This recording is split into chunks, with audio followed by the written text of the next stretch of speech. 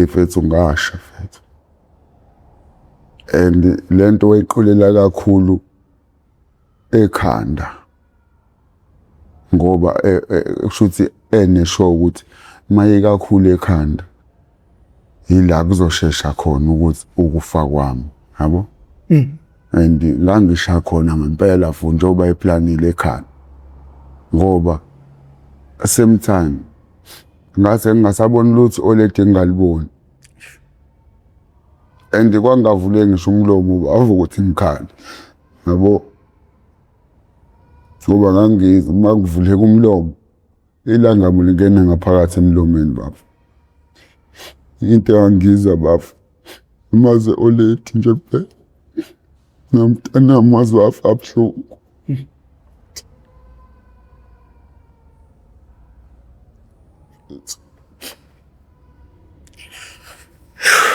Hey, ngidinga usizo ndoda. Awubafulanga ezwa khona ukuthi yabo manje ngempela ke manje ayi ngenze inkingeni mfethu. Ngibhemile iMandrex yangihlukumezisa mfethu umphakathi yabo lonto usafunda isikole.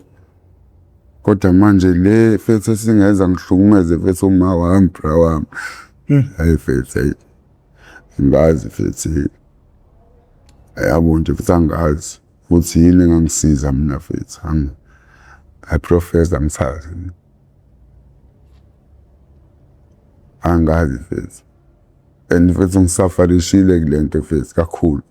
Ngilozile abantu abaningi mfethu yabo abengithanda mfethu bethembele kumina. Ni role model kubona mfethu yabo. Big time mfethu. Big time. Yabo. Ekhaya mfethu ingane zamasister. Iphasa matric mfethu through mina yabo. Zibe successful mfethu ngikwazi ngisho ukuyicover financially mfethu imali zokukhere mfethu yabo. Konke lokho kwashabalala mfethu. Enithema kwenzeka mfethu ihlo mfethu wonke umuntu ayengibuka ngalo engangimsiza. Bethela ukuthi mhlawumbe into engiyenza ngamasibomu mfethu yabo. Benga understand ukuthi ngihlangene nani mina mfethu yabo. Oledi laqala oledi liba noshukela mfethu yabo. Ngicabanga ukuthi kwaba into ethu abathi emsebenzini mfethu avela retire yabo. Yena right yawe esemdala njengomuntu wangithola vele sengimdala. Kodwa ukucabanga kwami mhlawumbe kwangakabe isikhathi sokuthi bamretire. Kodwa ngiyabuka nje ukuthi hayi izathu salokugula mfethu okuyishowcase kwalethwa imina mfethu. Imina ngagulisa ole. Yabo. Ndapashawa stroke emva kwa retirement. Kwalo mali retirement mfethu ngayidemandwa imina mfethu ufuna ukuyibhema. Ayikho into esilenze ekhaya ngaleyo mali retirement. Abange retirement amasipala mfethu.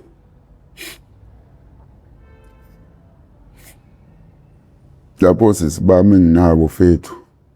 Sebezonda ngisho oledi. Kwamanje lona linokungidefenda kubona yabo. Bona nje uyabona ukuthi hayi bafuna akhishwe nje ngisho endlini usenza lahlelele ezaleni. Endlela abafika ngenza ngakhona. Umuzi wasekhaba for ukanje owesister ukanje. It's a big yard nje mfethu. Lemizi yombili ibiyelwe nje ngokubiyo kodwa. Ukusho ukuthi kahle kahle umuzi owodwa mawubuka wena. Kodwa hayi umuzi wesister ngala weoledi ngala yabo. Mfethu uphele everything ekhaya. Ngenxa yami yabo. Akho lutho akho TV akho ini. Yabo. Sitting room nje mfethu ufika uhlale kosofa kuphela nibukane nje. Yabo. Ifridge alisebenzi ngikhiphile engine yefridge. ngayodayisa scrapyard isebenza li-on ma uyagula lamanzi abandayo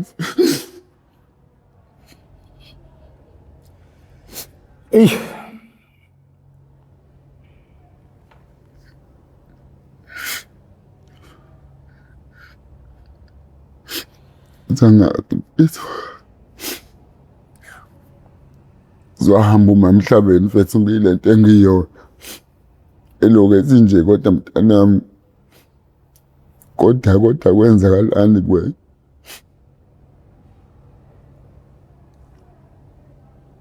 mina ngakusalela ukuthi wena ube wena ozobulala mina emhlabeni ngoba mntanami ngiyabona ukuthi uzongibulala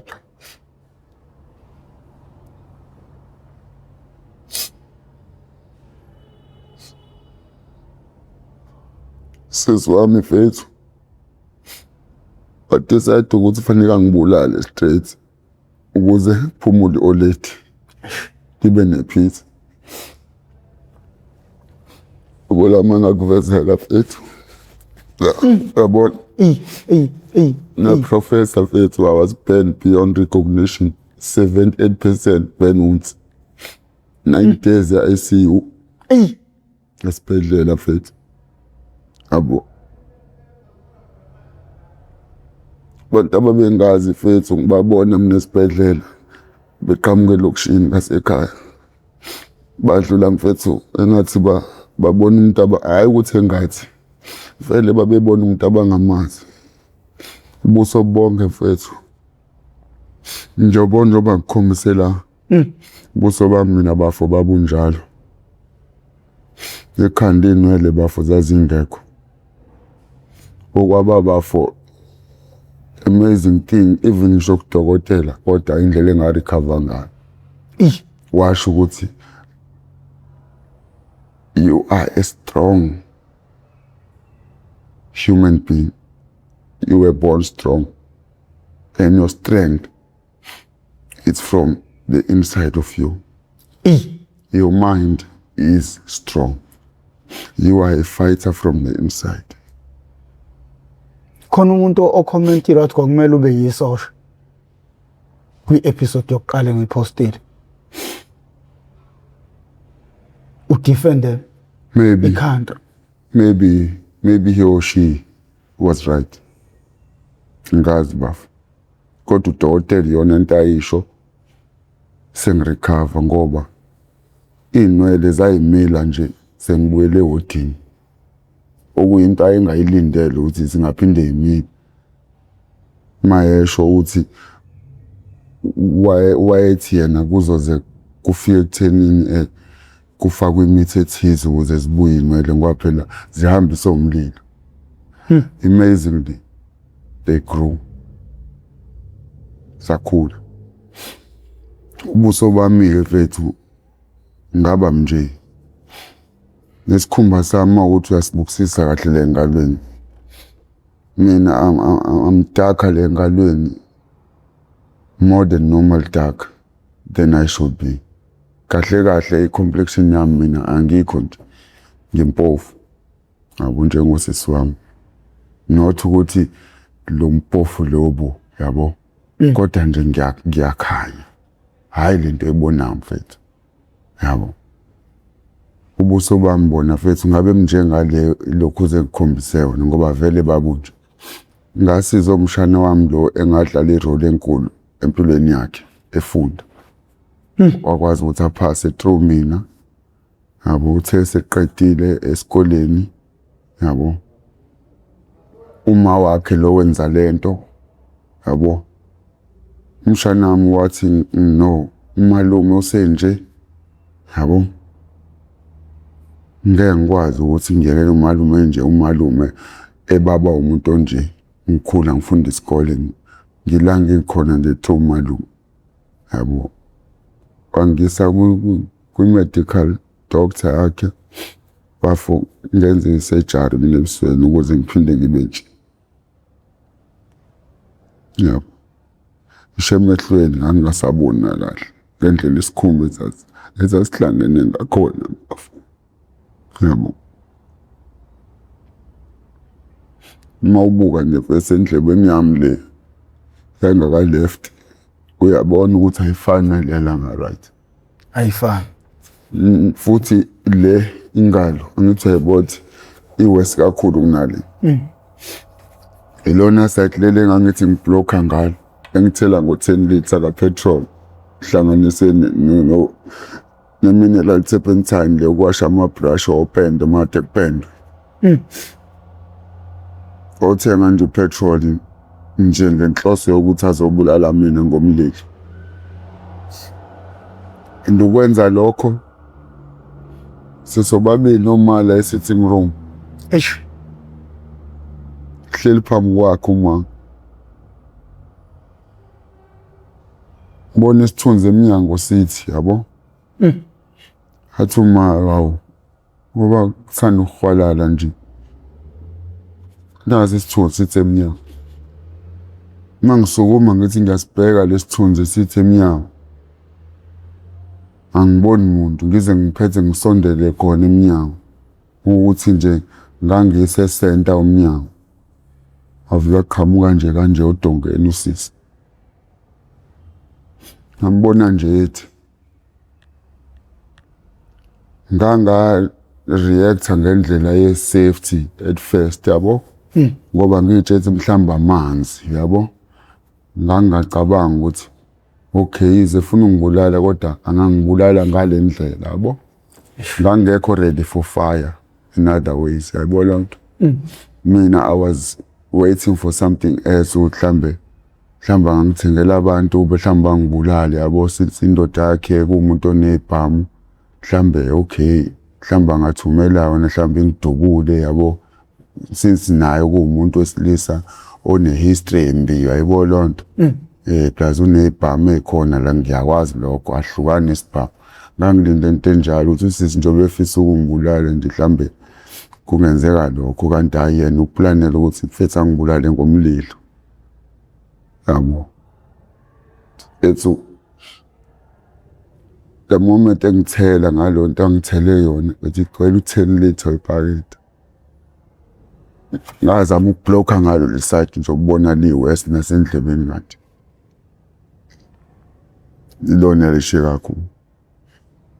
Wathi ngithela nje kanivele uready no newspaper ovuthayo. Vela nguboni mina uqashisela ngemuva. Ngabona ukuthi into eplaniwe nje ukuthi murder was going to be committed nje mfethu yabo. I was planned to die in that day yabo. Yonke into eplaniwe mfethu kahle. Ngoba uyacabanga umuntu uphethe u10 liter uphethe no full newspaper nje lonke newspaper yabo. Not ukuthi iphepha elincane engacisha yabo. Ukubonakala ukuthi umuntu lo owe capable of anything she was doing at the time yabo.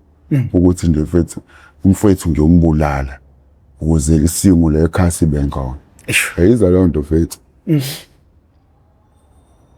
Efethu ngasha mfethu. And lento wayiqulela kakhulu ekhanda. Ngoba kushuthi enesho ukuthi maye kakhulu ekhanda ila kuzoshesha khona ukuthi ukufa kwami yabo. And la ngisha khona ngempela futhi njoba iplanile ekhanda. Ngoba same time ngase ngingasabona lutho olede ngaliboni. And kwangavule ngisho umlomo ava ukuthi ngikhanda yabo. Ngoba ngangizwa uma kuvuleka umlomo ilanga mulingena ngaphakathi emlomeni baba. Into angizwa baba umaze olethi nje kuphela nomntana wami wafa abhlungu.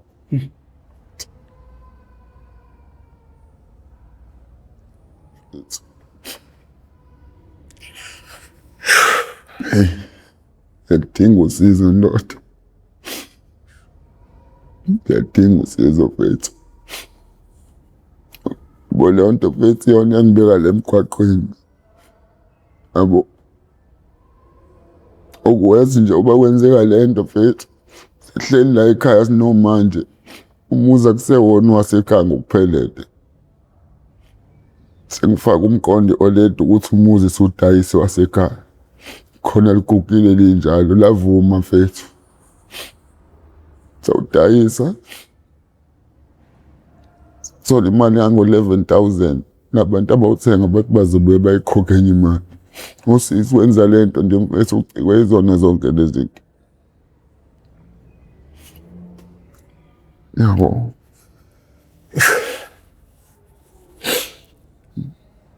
Manje wagcina usinda kanjani? Indlela mfethu engasinda ngayo kusho nje uNkulunkulu mfethu nothando lwakhe ngoba ngangikaze ngishiswa ngithi before angangena experience ukuthi uma ngabusha uyicisha kanjani baba yabo. Kodwa ngithethe mfethu ngangigqoke iskipa nevest. Mina ngitshela ngokwami ukuthi ngibamba iskipa kahle kahle ngoba ngangilokho ngishaya kondongeni ngifisa kahle kahle mina ukuthola umnyango la ungakhona ngiphumele eminyango mhlambe ngicabanga mhlambe ngifinyelele empompini yabo nokuthi mhlambe kungaze kuchaphazeleke intombi endala la ngoba ekwazi ukuhamba ihleli kwi-chair yabo. Yebo lonto inyanga nguthole ngoba ngisabona ngithi emehlweni ngishaye kodongeni ongala ngishaye kodongeni ongala kuyasha njalo yabo. Kodwa kwaze wafika nje into ethi kumina awuzama ukukhumula iskipa mhlambe umlilo uzohamba neskipa yabo. Angithi ngisha kakhulu ekhanda lephathe ngaphezulu la ngithele khona. Lethu ngoNkulunkulu emkhulu Professor mfethu. Iskipa bese sasesiphelile. Angazi kwenza kanjani ivesti la mfethu lale ngaphansi. Elalimnyama nama straps ama vest nje strong okwazi ukuthi nje uyigqokele lona lilodwa hayi la wamhlopha alula. Yabo la lenziwe ngokotino strong ngoba bafu ngangithengele izinto eziright ngisasebenza yabo. Athi mangilithi ivest lino round neck nalo le vest yabo. Ngathi mangikhuphula kanje bafo ukuqala kwalo la emqaleni lithi simangaliso bafo lathi likhuphuka lalucisha umlilo ekhanda cabanga. Ngeze uthi umlilo ilangama likho la ngawavula amehlo bafo endavuleka yabo. Ngathi mangiyibuka nangu usele la ngezansi la yabo la kwi-waist part. Agijima ngaye emnyango ngaye empompini. Empompini uthola mhlambe kunendwangu esisebenzisayo ukusula mhlambe phansi nani namamophi yabo. Fike ngidonse indwangu nje enkudlwana ngibhule ngayo la kwi-waist ngoba iyona part la nje engalweni kuyashunga ngathi kuphuma intuthu yabo. Kanti manje kucisha umlilo obuvutha mhlawumbe usucishiwe ngamanzi sokushunga umzimba wonke bafwa unjalo. And into yafika kumina ukuthi ngiyisave impilo yami mfethu for the OLED ngendlela ngeza liqala ngakhona yabo. Angiba ngisaphindela ngisho kulona endlini kulukhombisa ukuthi sengicishile alibonanga noma ngicisha e-OLED. OLED lona emehlweni la ngigcina ngivutha nje yabo lonto. Ayophuma nje ngesango ngene emgwaqweni ngoba ngiyabona vele ngaphezulu ngiqembile ivest leli bafo ngiliphethe ngesandla yabo. Lishile nalo endaweni kodwa kusho ukuthi kusele lezo indawo nalezo bafo. Ngagijima ngaze ngawungena e-police station ngishunqe ninjalo ngoba ngizwe ukuthi amandla lawa engithemba ngawa yaphela bafo. Kumfefa namanzi yonke indawo ehla ebusweni. Ngafika e-police station ngathi ngingena nje e-charge office e-police station andengithi bababaza amaphoyisa angixosha bafo. athi nayo iklinikhi la next door, qala iklinikhi kuqala uzogcina la.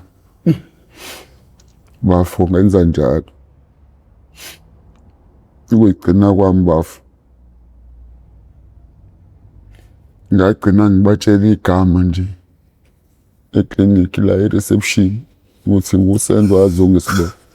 Bafo aphaphama khona ICU emva kwalezi zinsuku. Hawu. And ukuphaphama kwami ivesti lami babe libeke khona la kwi-bedside cupboard le encane esetshenziswa esibhedlela. Bafo lelo was the first thing engavuka ngayibuza. Ngazibuza bafo ukuthi why ngibuza ivesti. Ngazibuza bafo ukuthi why ngabuza ivesti lami. Bafo laline ungaphakathi. Yiyona nto bafo engathi mangiphaphama ngayicabanga. Ngicabanga leyo nto bafo. Mina ngiasha bafo. Ngiveza iskip, asibo skip ukuthi sinomphetho onjani bafo. Iwunga mina ngifaka bafo igcwale la. Ngifihlile la. Bafo. Kwenziwa yini ukuthi le wunga engashi bafo. Kwenziwa yini ukuthi mina ngithi mangiphaphama ngicabanga ukuthi iwunga amayishile. Mina ngibe ngishe kanje. Bathi mabenginika onesi ivesti lami bafo. Semthami ngaqonda kulomphetho. Ngathi mangithinta bafo nansi ikhona. Ngifuna bafo ukusuka lembhedeni ngiye toilet ngiyoyibhema.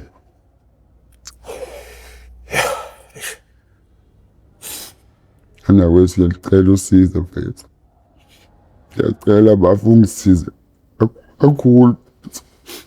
Uma nje bangisho mfethu. Uma uze wahamba mfethu ngile emgwaqeni. Mfethu. Ecabanga mina mfethu ukuthi ngizobuya ngize ekhaya. Ngoba lokho kushitha usisi mfethu kwangibalekisa ekhaya. Yabo, ngabona ukuthi ayisho mfethu. Vele ngoba nekhaya ngase ngenze nje ngalo. Yabo.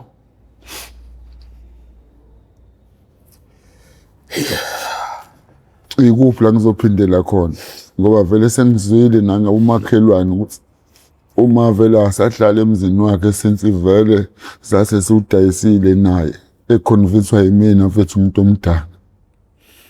Yabo usehlala emzini kasisi wami. Okuyinamhlanje bafika ikhami nanginalo khona umuzi kasisi. Umuzi lo kama usubhilonga kusisi usisi othenga back sokuthi nje sekowakhe bafo. Mina nginawo umuzi engathi umuzi kama wasekhaya kahle kahle. Yabo. Waphinda wabonana nodade wena emva kwalesigameko? Yeah bafo. Nje ngoDisemba bengikhona. I'm nobody nje mfethu lapha.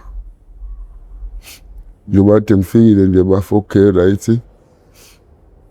Bengiphakela ukudla mfethu ngidle. Yabo. Kodwa nje mfethu hayi. Kuba phela ngiselo muntu angithi nguyena. Mhlambe bafo ngaba ngcono. Mhlawumbe ngaqhamuka kubona sengishintshile mfethu. Mhlawumbe nami ngaphinde ngibe nawo umndeni mfethu ongithandayo ngazi. Yizi olezi selingasekho kodwa mfethu ngoba abantu basekhaya bakhona professor. Mhlawumbe ngisengazizwa nami ngomunye wabo mfethu yabo. Ngazi.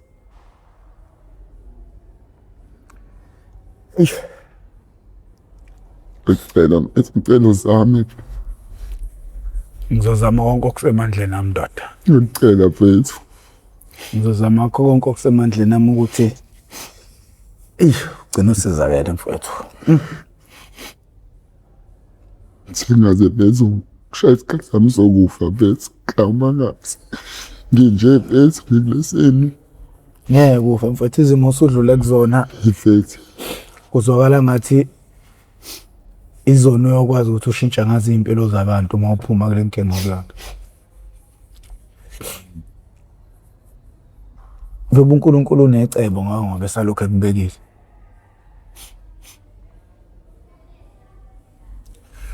Angithembisi izulu namhlaba mfowethu. Ngizozama konke okusemandleni ami. Ngiyathemba mhlampe nababukeli ekhaya bazoba khona bazokwazi ukuthi bethinteke ngale nkinga khona le. Siyacela bafowethu umuntu ongakwazi ukuthi ebe namandla ukuthi kusizakala ubafu. Siyacela angithinte inamba yami ithi 081 513 5606 081 513 5606. Ngiyacela ungifonele noma ungu-WhatsApp ukuthi awungithole efonini. Bafowethu yonke lento le idalwe izidakamizwa.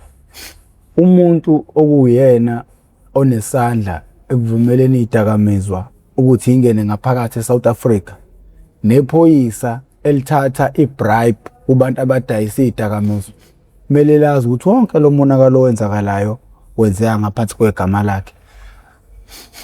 Abantu esibethembayo ukuthi kube yibona abavikela umphakathi uthola ukuthi ekugcineni ibona abanesandla ekuthenini into enjengezidakamizwa ichitheke njengoba ichithekile kanje. Lento esiyikhulumayo la kumele nazi ukuthi isuka ngezidakamizwa isusa sayo yonke lento le. Mina ngikhathala ukuthi kungathiwa kwenzekeni ubani untshontsheni kwalwa bani kwenzakalani kodwa isisusa sayo yonke leyo nto leyo izidakamizwa. Izidakamizwa la ingena khona kungaba zizowuhlakaza umphakathi, zizoxabanisa umndeni, zizodala inkinga phakathi ekhaya egcekeni. Bafowethu kubhlungu ngoba sinama episode angaphezulu kwa-514 manje. Sihlezi sikhuluma sinxenxa ukuthi bafowethu qaphelani izidakamizwa ngoba umonakalo eziwenzayo lento izihlukumeze ngisho abantu abangazidli izidakamizwa. Uma kunengane nje egcekene ekhaya eseyidakamizweni yazini ukuthi sekuyinkinga yeni yonke leyo ngoba ekugcineni kugcina kwenzeka izinto ezinjengalezi. Masingahlehla sibuyele phansi ngempela sihlale phansi nosisi wakho uthola ukuthi umuntu engakaze ezekucabange nokuthi ngelinye ilanga uyobulala ingane yakwabo. Kodwa ngokuthi kwagcina kungena izidakamizwa egcekeni ekhaya wahlakazeka umzi. Njalo mfethu. Njalo bafu. Iziphi inyathelo ezathathwa umthetho emveni kokuba usubuyile emtholampilo? Wena wathatha ziphi inqumo ngosenzo sikadadewenu kuwena? Bafo. Abafethu bese ngiphila nabo nje ngaleso sikhathi. Babe ngofarisha ibhamu ngapha nangapha. Betha ngibulala. Pay revenge. Kodwa bafo ngale nhliziyo mina engidalwe nayo. Nalo muntu engikhule nguyena bafo ngikhulele enkonzweni. Bafo bengilala nazo lezi ibhamu lezi. Samuel lapho ngikhona. Wabe sengasekho ekhaya. Bafo end up ngisiphinisele emumva.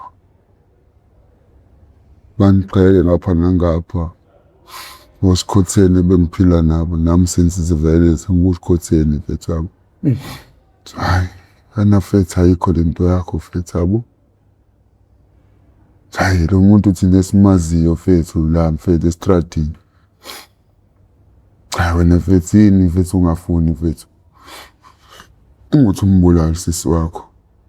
Ngoba vele mfethu yena nje besenze nje sekubulele mfethu. Lapho mfethu angaphona kahle. Hawu. Ngifika lapha esedladleni.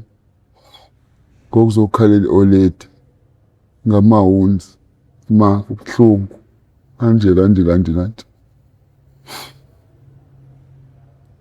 Ethu. Oledi sarende lo mali mfethu ngoba liyamthanda linginike mhlawumbe u2 clip abo 200 rand lithi mi hambe uzama ukuthi bakwenze i-dressing la eLondon esibhedlela ngoba linginyalo 200 rand ngifanga ngibele bafu ngiyokwenza leyo dressing nama-date ngithi ama-dressing esibhedlela ngoba phela lento isanda ukwenzeka fa ilungiswe khona esibhedlela ngeke kwazi ukuyilungisa mina bafuthi uthi endapha ngayanga bafu ngiyibhemela yona le mali ngikhohle ukuthi bafu izophinda ingiqale ngoba iyangiqaka vele ebusuku ngoba ngishile nje ngibhandishiwe yonke indawo nje kanje isemqaleni isembanjweni esifubeni esesini yabo ngimabhandishi nje mfethu yonke indawo yabo. Mangathiwa uchaze uhungu uchazela umuntu ongamazi ongayazi ungathi yini uhungu? Ithuluzi bafu ezibulala ngalo kasho kanjani ihunga kahle njengoba lento yangena la eSouth Africa mfethu ngento engayibeka ngabo kahle kwakufakwa nje mfethu ngathini kwakufakwa nje ammunition yokuterminate nje impilo yeyouth ngasho kanjalo bafu kahle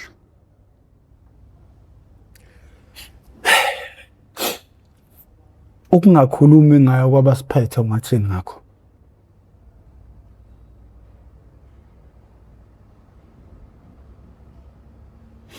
Ungakhulumi kwabo mfethu njengoba vele kunje kumanje after talking from indawo engihlala kuyona mina kumanje kuyila eMaskandi bekwazi ukuvumela bafu kube nendawo enje yakwazi ukushona khona umuntu sihleli isibhema kanje kungabi indaba zalutho ebulawa yona leyo ungayijova bona mfethu bayazi ukuthi sikhona lapha eMaskandi emgwaqweni abenzi lutho bafu engakusho kubona.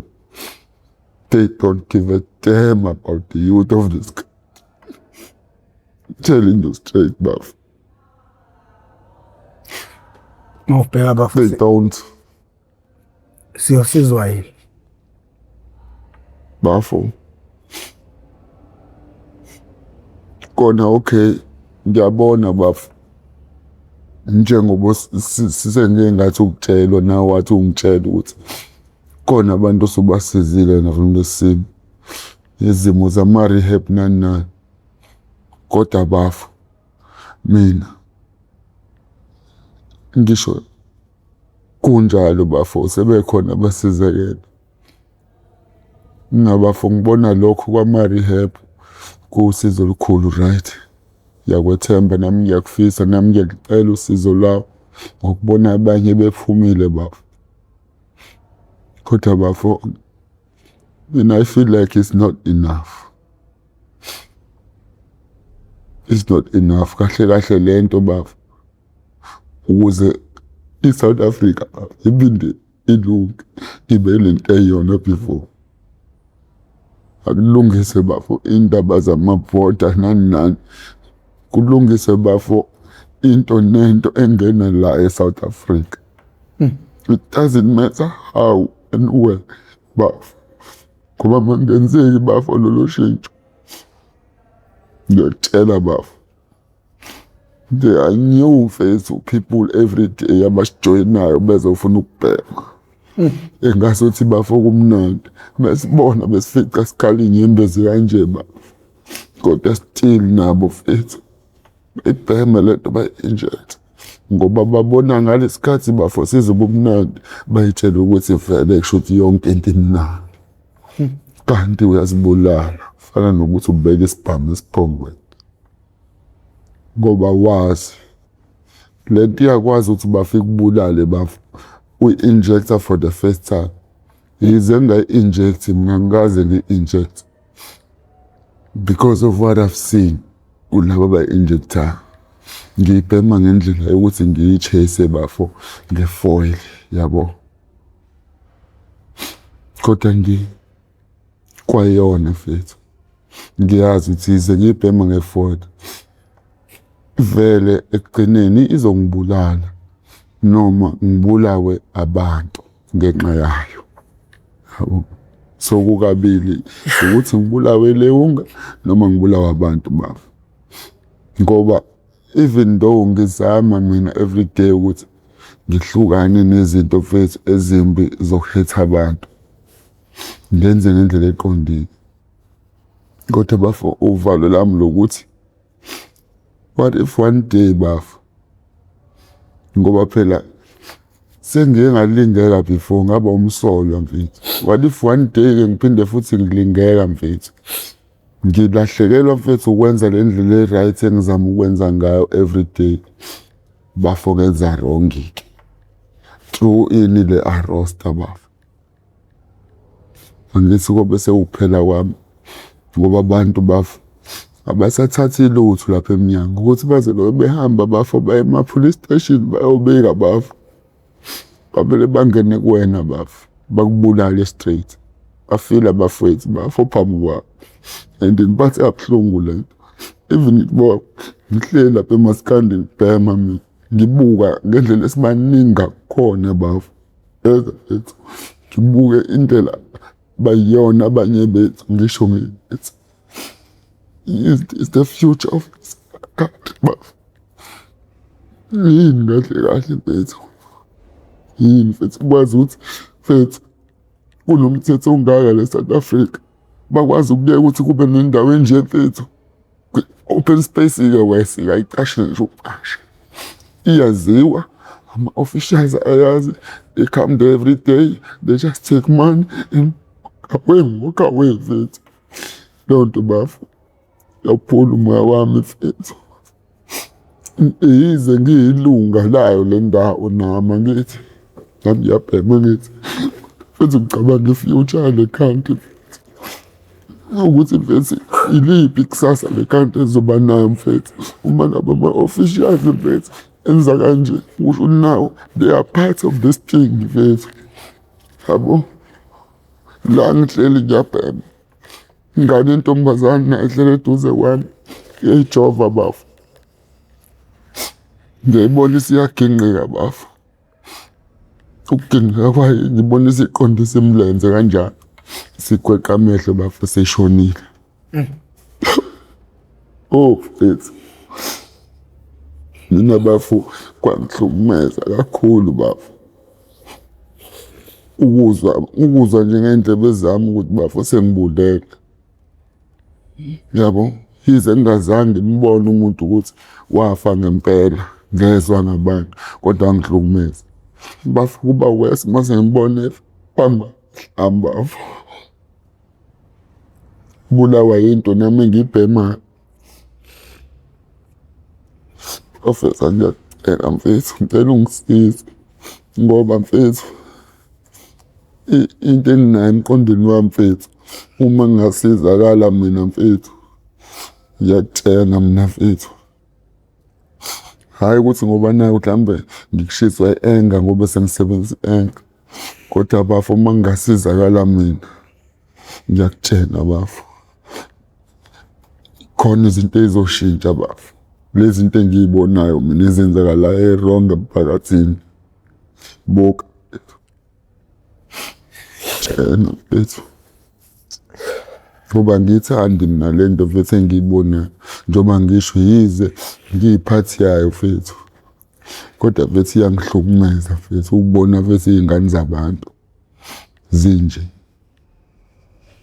Yabo, ngiyacela mfethu, ngiyacela mfethu ngoba njengoba mfethu ngicela kuwena usizo kanje. Ngiyazi baningi labantu laphana mfethu esiphila nabo abafisayo nokusizakala mfethu. Mfethu nginethemba mfethu njengoba ngithole ithuba lokusondela eduze kwakho Professor phela wami. Ngiyathemba mfethu, ngiyacela. ngiyacela kade ngangizwa ngawe mfethu yabo. Umnqobo uphila wami. Kodwa mfethu bengingazi ukuthi kanti uyena oletha abantu kuwena. Bengingazi nokuthi mina mfethu ngingafinyelela kanjani kuwena. Yabo. Bengingazi nokuthi ngingafinyelela kanjani kuwena. Yabo. Kodwa one day ngimuze exoxa nomunye umfethu eduze kwami. Ngezwa ngena mfethu indaba yama-interview. Ngalabalalisa isahle bexoxa nalo mfethu. Ngezwe ukuthi hayi ngathi bakhuluma ngawo. Ngambuza Mnqobo uyamazi mfethu Mjida mfethu. Yabo. Wabona naye indlela engibuza ngayo mfethu yabo.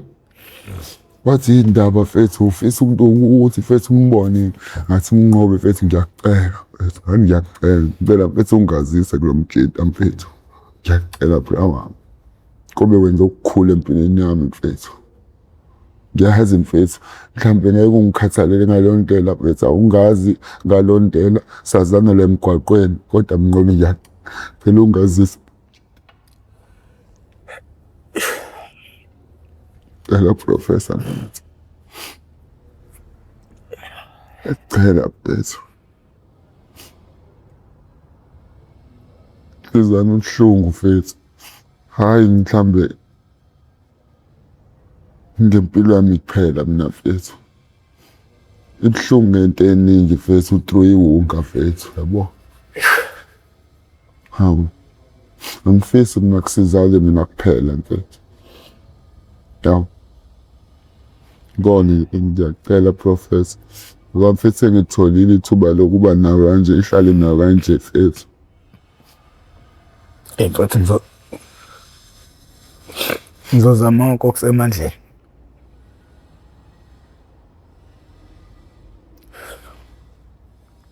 Ngicabanga ukuthi wona umthwalo enginawo njengamanje lo. Ngiyethemba mfethu uma usho kanjani ngiyathemba mfethu.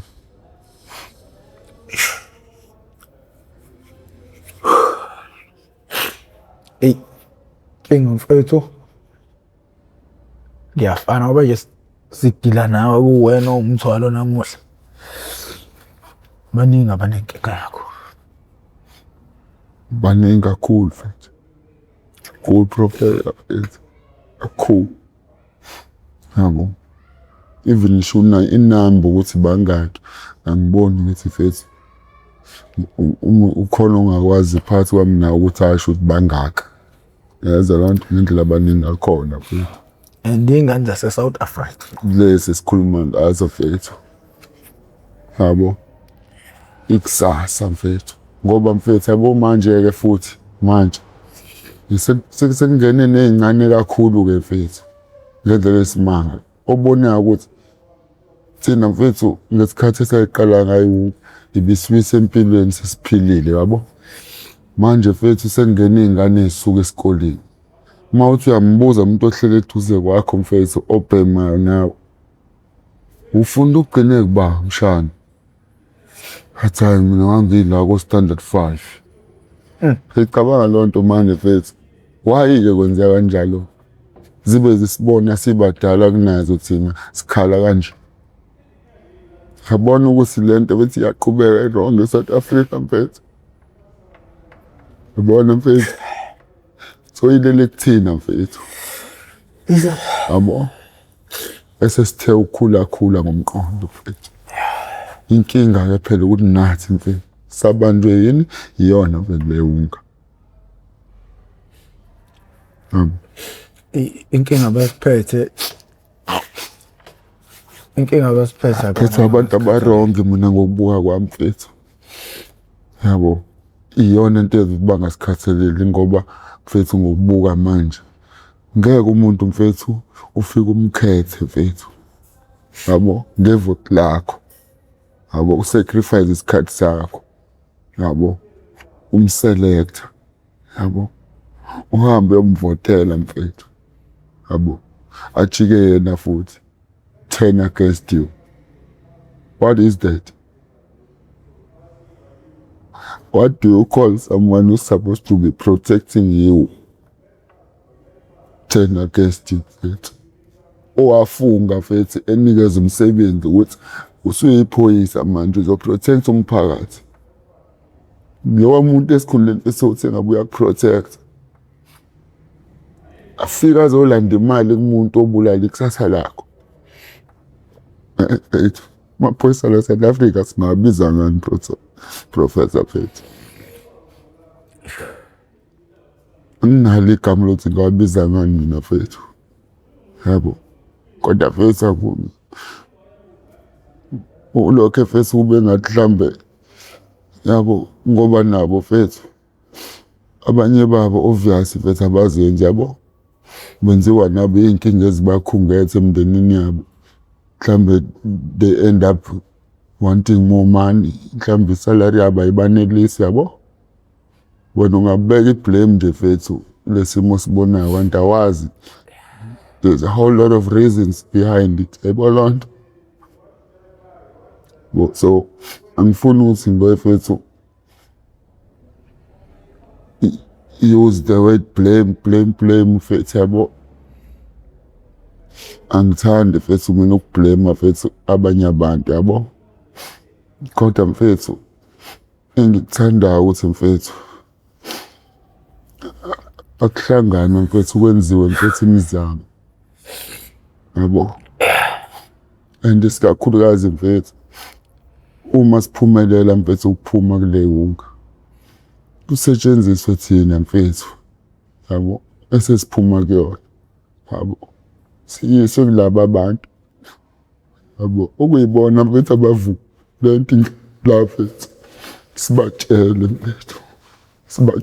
Phethu yabo, ngoba mabeloke beyizwa ngendaba Phethu yabo ukuthi kahle kahle yini abayenzayo ngokuthatha imali bona lapha kwi-border Phethu bafake i-drugs la, ngoba bona bazi ukuthi kwenzakalani. Baloke bethatha imali nje Phethu lento iqhamuka le overseas, bona nje just take money. Abazi lento le abayidlulisayo ukuthi iyokwenzani lapha phansi emgwaqweni Phethu. Lento iyovala imigwaqo kumanje Phethu imigwaqo sikuyona imoto ayidluli Phethu, kalula kanjani. Kudlula naleyo obonayo ukuthi udriver la yabo kusho ukuthi uyithembile, yabo loo nto. Kodwa ezinye imoto ayidluli ngokuthini khona abantu abasabekayo abama-criminal, abamakhila, abadla ama-drugs, abahlangene namaphoyisa ozovela ube yi-victim kalula.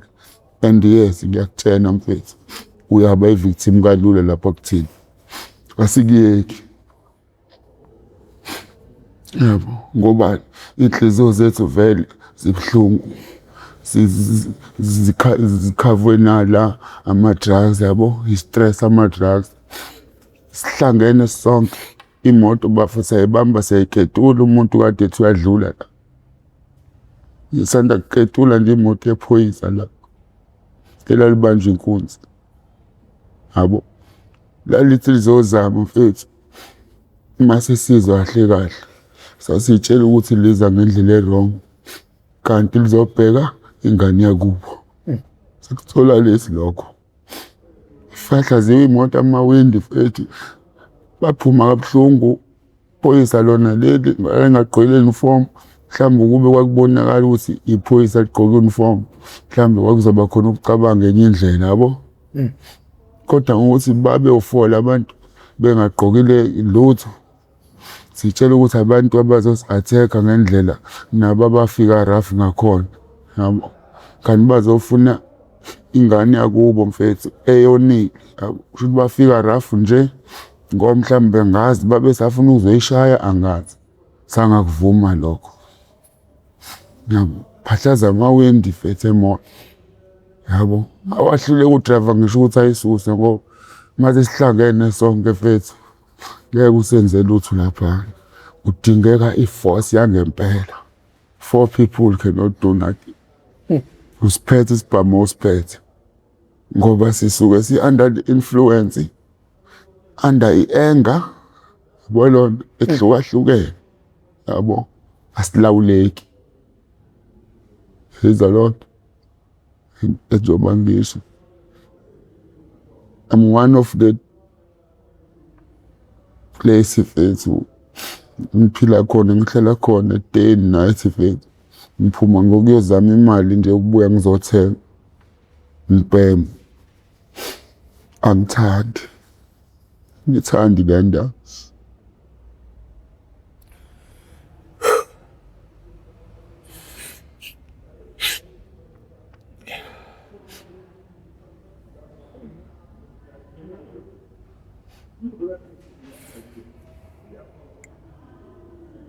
Ngithemba ababukeli be-MPTV1 ngaphezu kwempilo yakho.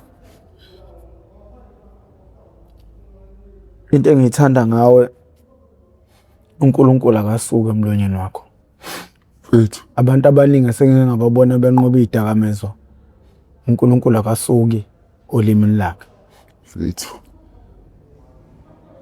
Ingoba mfethu esibonile ukuthi abantu abafana nathi, lot of them have turned against us. Asenalo kakhulu ithemba mfethu kubantu. Yabo? That is why uzwa iningi lethu mfethu. uNkulunkulu simbize ekuseni nasiphuma siyophatha. Simbize ntambama sikulala mfethu. Impilo esiphilayo. Yabo? Esayifaka thina kiyo. Yizwa loo nto. Kodwa ukuyifaka kwethu lo sasingazi. Yayibona? Sasingazi ukuthi sifakaphi.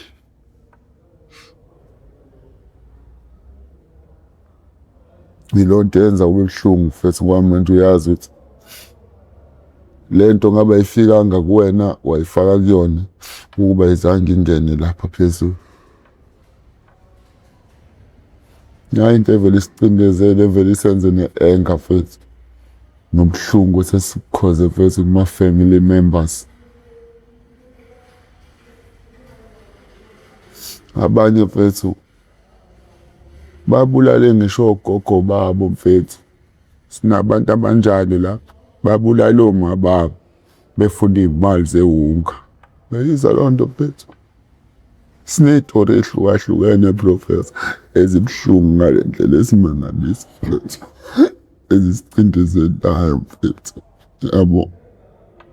Njengoba ungizwa ngithi mfethu umuntu thina mfethu ofika silapha sihlangene sonke.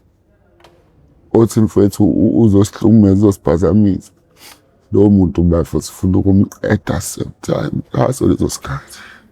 Kwamanje mfethu vesibuthi. You haters out there. Manje usuzofika usuzosukela la. Sihleli khona sihlangene so.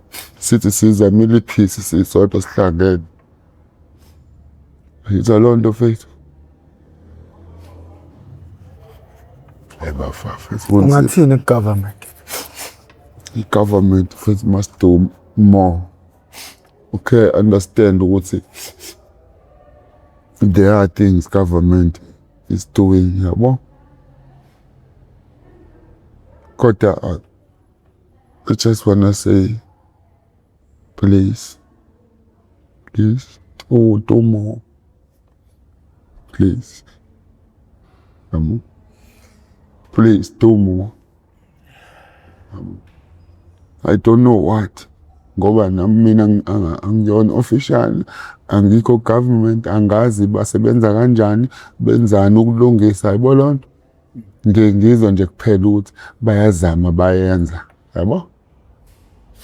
Kodwa mina ngifisa ukubatshela wona, guys, please, do more. Yabo mfethu, please.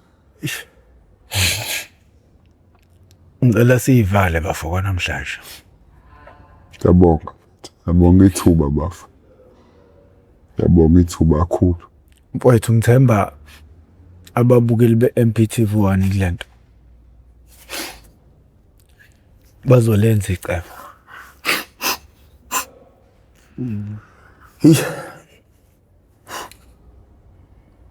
Nina bendlonhle nophapha ekhanda kamenzi. Ndaba ulelela umuntu omemeza athi yakhalela ukuthi igula likaJama lichithekile nanaba kaMputu Bomvu. Igama lami nguProfessor Mwamkhize Ndaba phansi kwanongoma esigodini sapha umthetho asohla wathina amandlakazi. Mangabe yaqala ukuba ingxenye yohlelo lethu le oyethamele How I Ended Up in Drugs okuyingosi engaphansi kwesitebeli MPTV1 la isilanda khona abafowethu nodadewethu abaseyidakamizweni. Uhlelo olumalungana nokuqwashisa umphakathi ngey'dakamizwa. Nanokuthi ake usukume umphakathi ngoba sihlele endlini eshayo. Ukuthemba basiphethe ukuthi bazosilekelela ekubeni iy'nkinga sibhekene nazo bekude nazo. Labantu bayagadwa bahlale ey'ndaweni ey'vikelekile. Ithina esila esibona lento.